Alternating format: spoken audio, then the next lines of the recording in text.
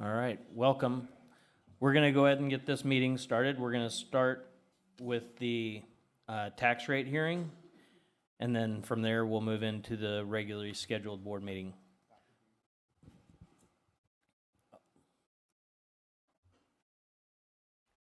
After we get a technical issue fixed.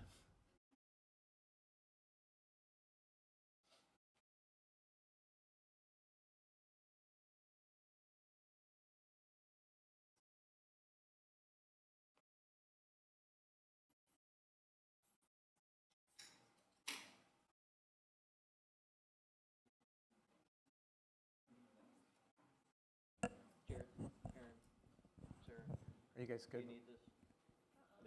All right. We're good, Dr. Gooch.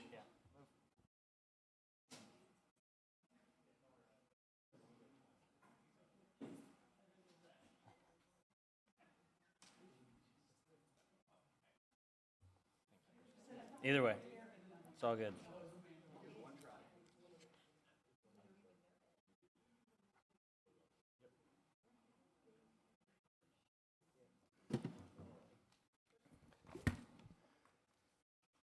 All right, well, thank you. Thanks for being here. I'm going to go over some quick information on the proposed 2024 Green Valley School District tax rate. So I'm going to go through a few of the 2024 numbers.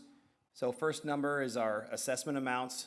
These are broken down, and we have an entire number, but we break this down into individual ones for everyone's information. So our residential value this year was $414,806,702. Agriculture was $2,386,545.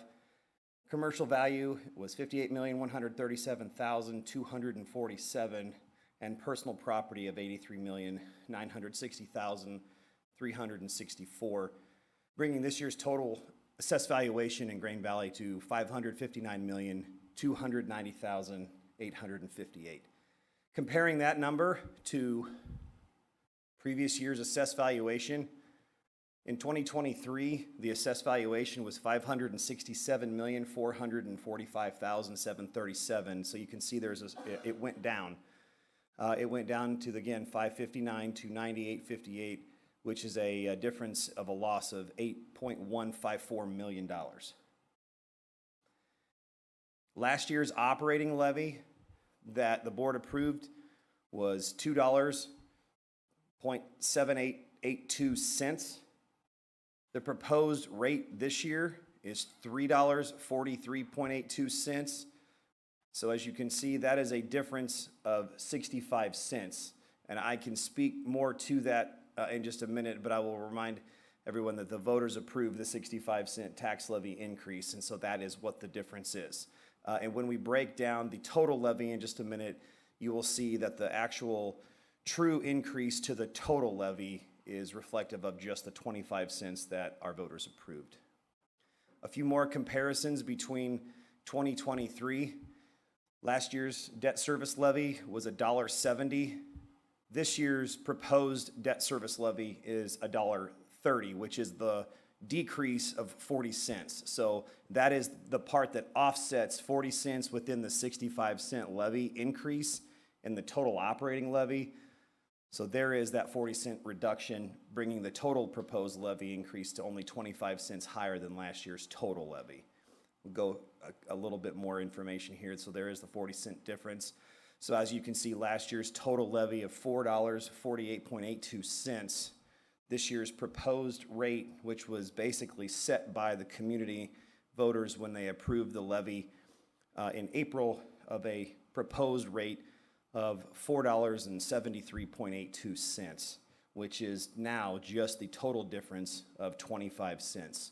And again, that's just because of the reduction to debt service. The increase in operating of 65 cents allows us to have the full operating usage of 65 cents. So to break this year's tax rate down, incidental tax rate was $2.43.82. Our teachers fund, we have always historically put $1 in that. You combine incidental and teachers fund for the operating levy, so that's why just a few slides ago you saw 3.4382. In debt service levy, this reflects the same information on the previous slide of $1.30, which is again the reduction of 40 cents from last year. And the capital projects, I'm proposing to continue with not keeping anything in the capital projects breakdown. And so again, bringing the total levy to 4.7382 cents. Few other couple numbers that are important for us to consider when we are setting a tax rate, and that is our new construction. This year, the value of the new construction in the Grain Valley city was $5.638 million. New revenue from new construction, so this is new revenue based off of that $5.638 million. The school district generated from that $193,847. New revenue from a reassessment. Again, this isn't a reassessment year. However, some assessed values, and along with the stuff that's happening in the county with the appeals for individual assessments of homes. So there is a different number clearly this year. So the revenue from the reassessment for the school district this year is actually a loss of $421,222.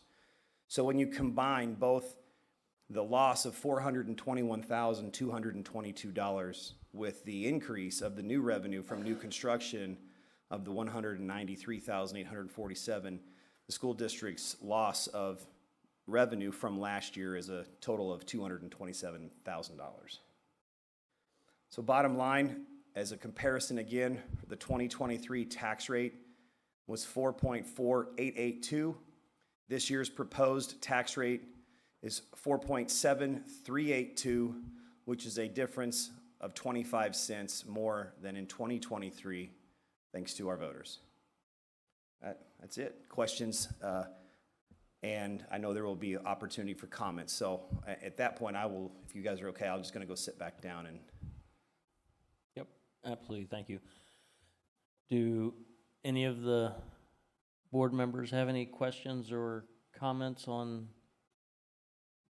the tax slides? No? Do any of our guests have any questions or comments about the tax hearing slides? Okay. That will conclude our tax rate hearing. Thank you. With that, we're going to call the regularly scheduled board meeting to order. We do have a quorum. Mr. Scully, would you lead us in the pledge?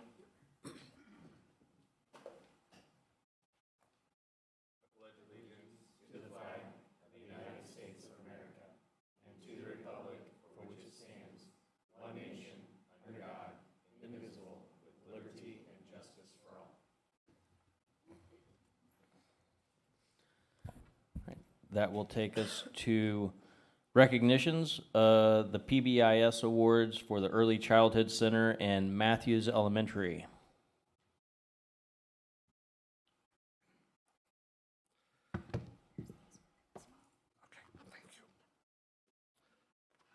Good evening, board. Thanks for allowing me to come and represent, sorry, Jeff.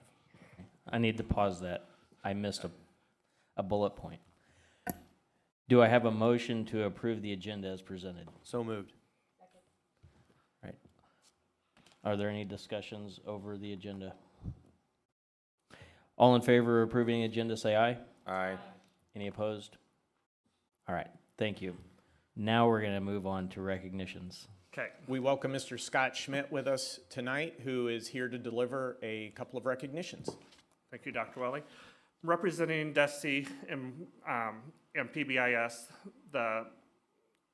we have two buildings that have earned state status. The commissioner has created some plaques for them. The first school is early childhood. They are, I believe, is starting year 6 with PBIS, which is a framework for dealing with behaviors that are intensifying and the durations are getting longer. So they have met all the criteria to earn Tier 2 status. It's kind of a stepping stone. And we would like to recognize them with a plaque. So Grain Valley Early Childhood.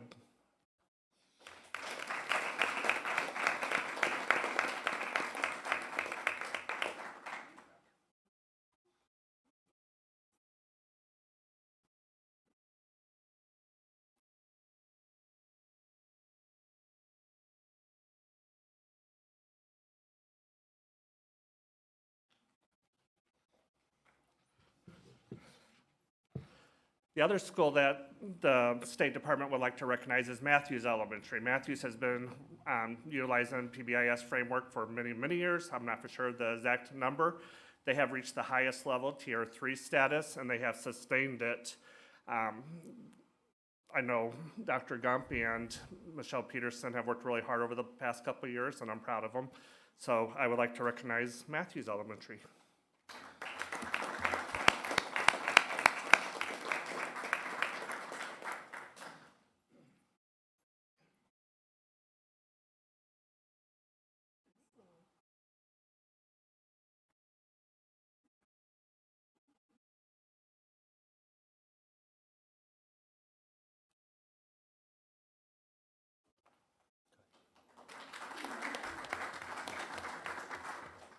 We're really proud of the work and progress that both schools have been making, and congratulations to Early Childhood Center and Matthews Elementary School. Way to go.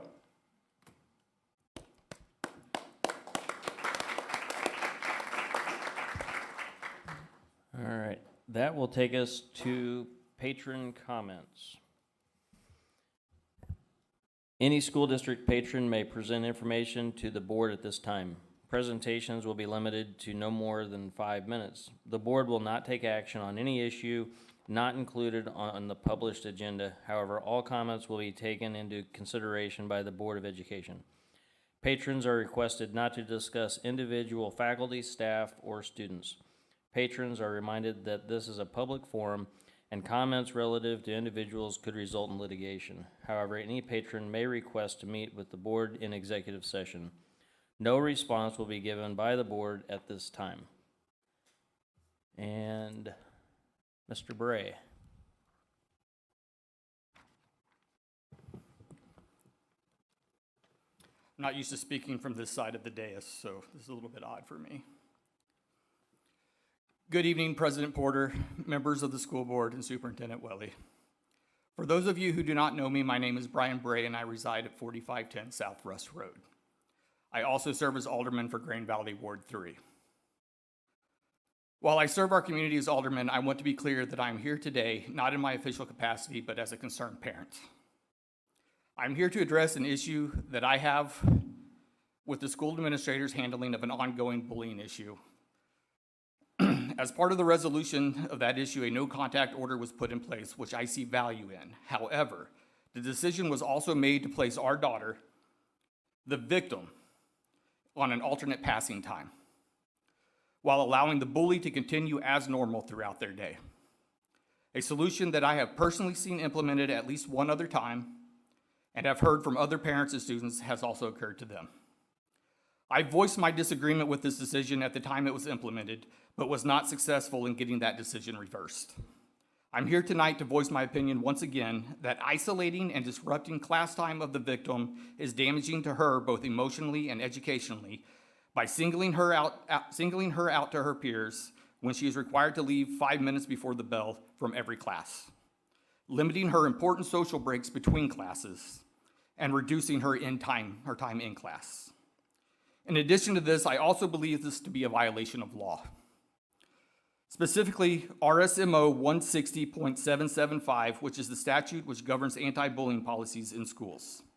Subsection 4, paragraph 7E, states the following.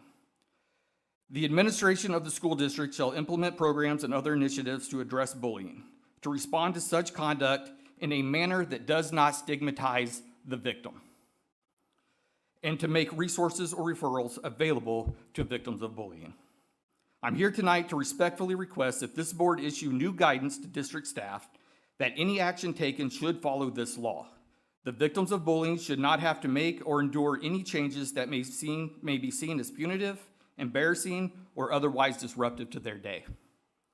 Instead, the onus should be placed solely on the bully. It should be their presence that is removed and that their day be disrupted. With that, I will close and provide you with a copy of the communication I provided to the school administration yesterday. And if you have any questions, I'm happy to make myself available personally. And as always, in my official capacity, I'm here to support the school board. Thank you.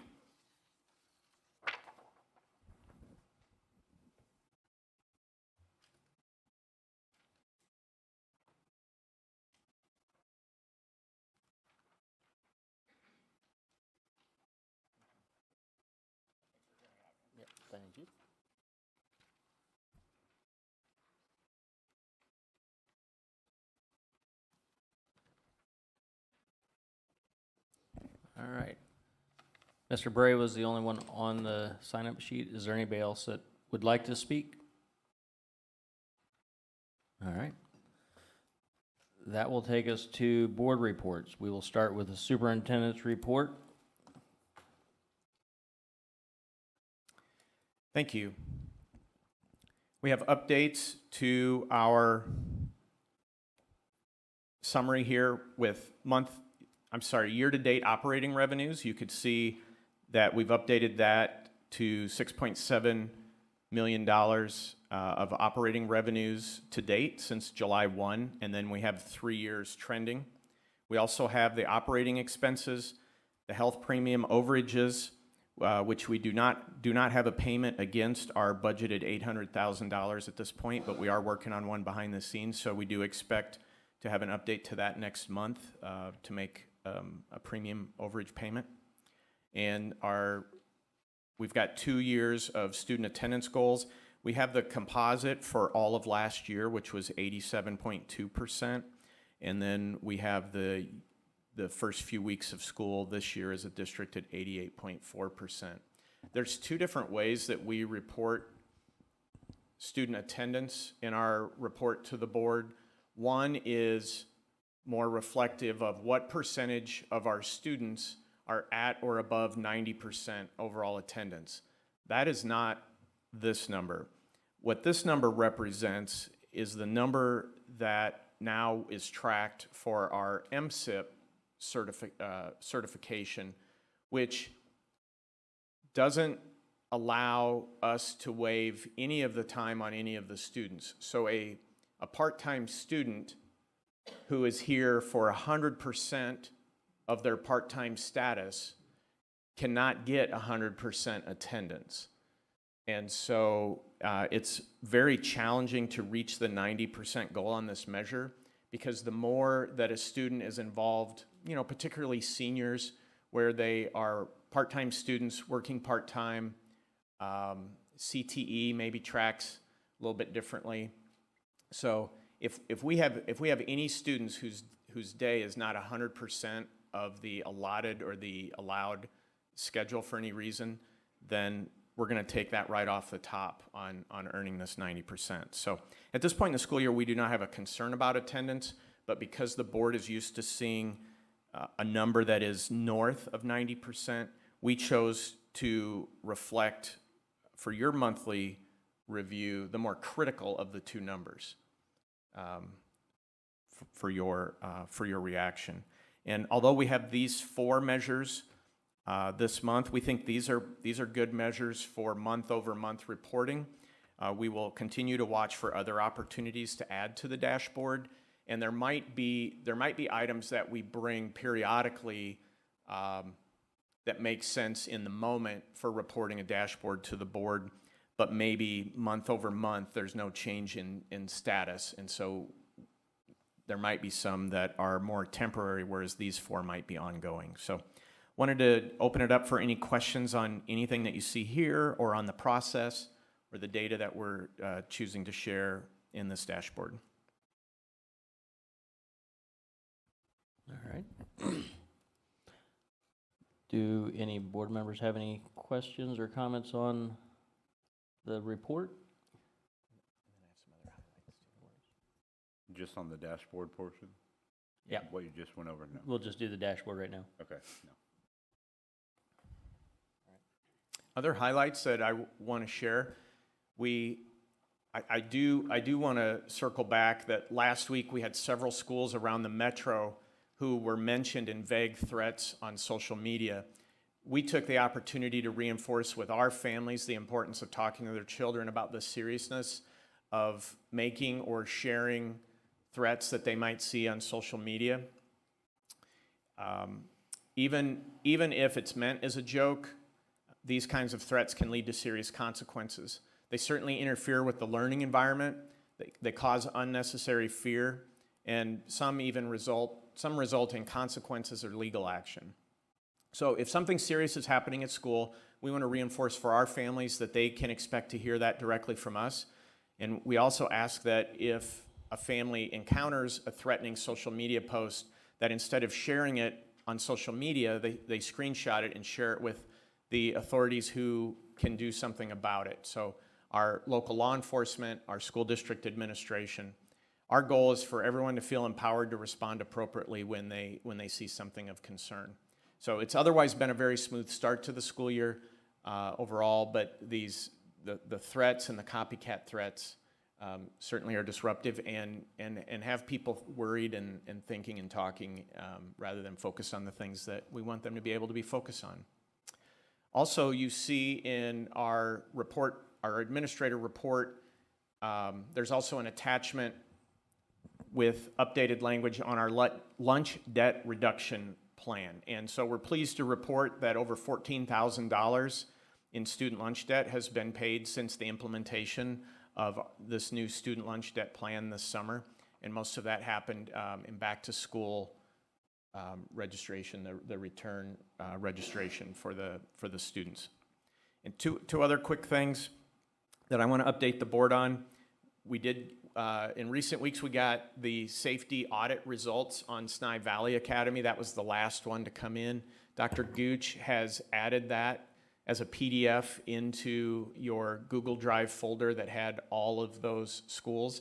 And if you'd like us to email you that link again so that you can access that whole bank of those, we can certainly do that. And I also want to let you know that, 5 weeks in, we feel like Parent Square implementation is off to a very smooth start overall. Staff are being surveyed this week. This was something that we thought we would do a few weeks from now, but we started to hear from a couple of folks that there were a couple of features that they were either ready to use that they knew they heard about the first time, but it wasn't relevant to them then, but now it is. Like, they're going to start scheduling parent-teacher conferences soon, and so we're going back out, meeting with individuals and entire faculties. We've got one whole faculty that we circle back on to talk about newsletters and scheduling parent-teacher conferences and answering any other questions that people have. And we went ahead and put a survey out to all teachers so that if there are any other topics that we haven't thought of or any other supports, we're giving teachers an opportunity to voice those so that we can get to them right away. We also have an updated calendar of events down below, dates that might be of significance for the board, and would answer any questions on the highlights or my team and I on any aspect of the administrative report. All right, thank you.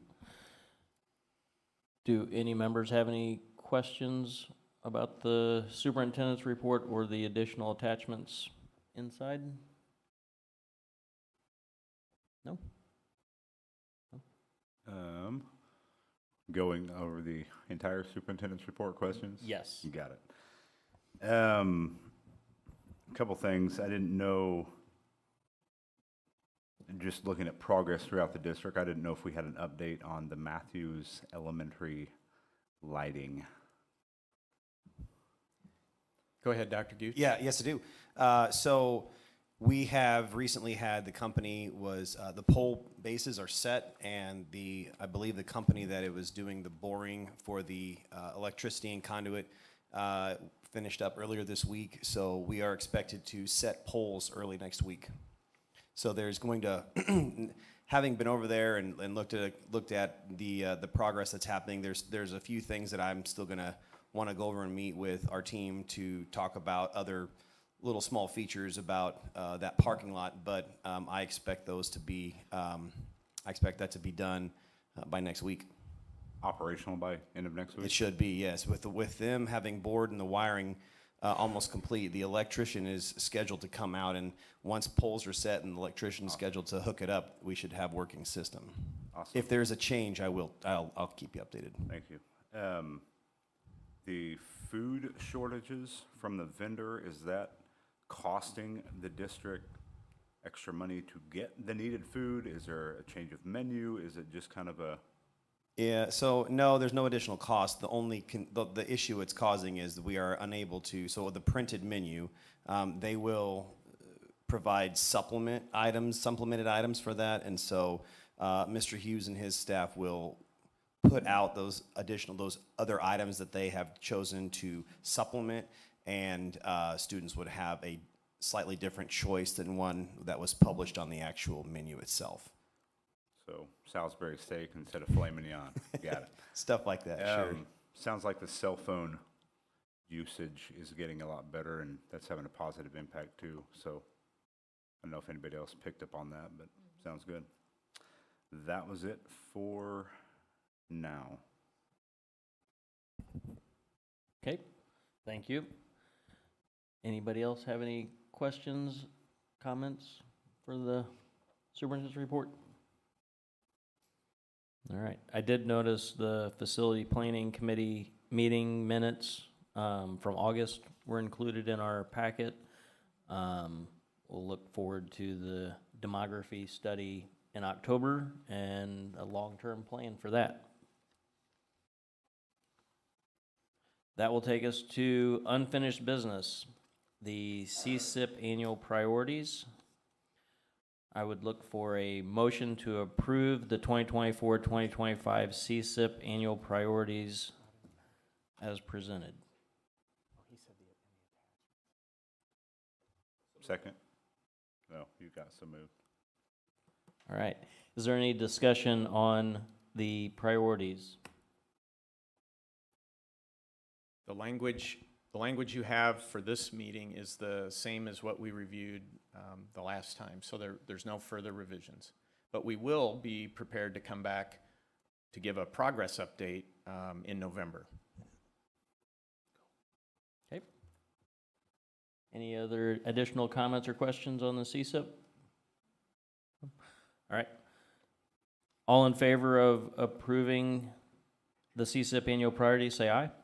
Aye. Any opposed? And that motion passes. Thank you. That will take us to new business, setting the tax levy rate for 2024. The motion, I would look for a motion to set the tax rate, the 2024 tax levy rate at $4 and here we'll start over, at $4.7382 as presented. So moved. Second. Is there any discussion on this topic? Just note, as we've just discussed in the tax hearing, the proposed tax levy rate of 4.7382 is based on what was voted in by the taxpayers at the April ballot measure, and we are moving forward with that as it was voted in. All in favor of setting the tax levy rate at for 2024, say aye. Aye. Aye. Any opposed? Thank you. The next item would be to approve the certified and non-certified substitutes, sorry. We'll have two action items on this. The first would be I'd look for a motion to approve Elisa Hefner as a substitute teacher. So moved. Second. All right. All in favor of approving Elisa Hefner, say aye. Sorry, you were right. Ms. Schwartz? Yes. Mr. Scully? Yes. Mr. English? Yes. Ms. Taylor? Dr. Taylor? Yes. Mr. Williams? Yes. Mr. Pollard? Abstain. And I'm a yes. The next motion would be to approve the remaining list of certified and non-certified substitutes. For this one, we can do an yay or a nay. So moved. Second. All right, any discussion on this item? All in favor of approving the remaining list of certified, non-certified substitutes, say aye. Aye. Any opposed? All right. That will take us to board policies. These are local review 2024C. This is the first read for this round of policies. But they are all last reviewed in 2014 or before. This is going to be the E policies. Does anybody have any general statements on the policies for now? If no one has any comments or statements, we will review these in depth at the workshop in October. All right. Will, Mr. Porter, will the workshop in October, will that be the final read before we take action? So no, we'll do the deep dive into all of these policies in October at the workshop, make any recommended changes, and then they'll come back. If any major changes are needed, we'll bring them back at the next workshop. If any of them are acceptable to move forward, we'll move them forward to the next board meeting for approval. Okay, thank you. All right. And that would actually move us to executive session. I would look for a motion to adjourn and go into executive session under subsection 610.021, 1, 3, and 13 revised statutes of Missouri. So moved. All in favor, say aye. Aye. Any opposed? All right. I want to thank you all for coming. I appreciate it. We all appreciate it. Have a good evening.